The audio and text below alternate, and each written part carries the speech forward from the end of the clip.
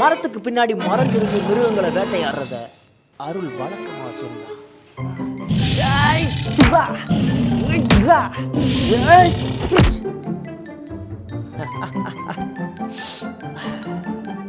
ஆனா அன்னைக்குன்னு பார்த்து திடீர்னு அந்த மரம் பக்கத்தே கீழே விழுந்தது. டே டாமி, என்னடா சரிஞ்சிட்ட?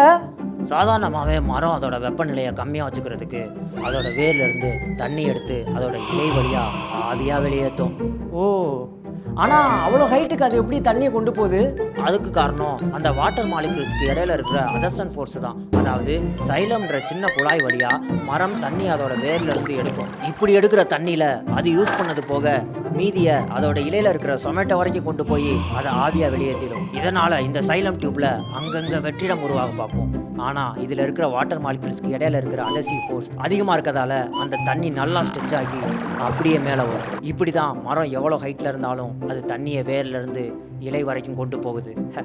ஓ, ஆனா இதுக்கும் டாமி கீழே சரிஞ்சிருக்கிறதுக்கும் சம்மந்தமே இல்லையே. சம்பந்தம் இல்லை, இதுக்கு காரணம் அந்த மரவெட்டி தான். இதனால அருள் கோபமானான். அவனுக்கு பின்னாடி இருந்த மரத்துல தொங்குது நொங்கு. அடுத்த வீடியோல பாப்போண்டா பங்கு.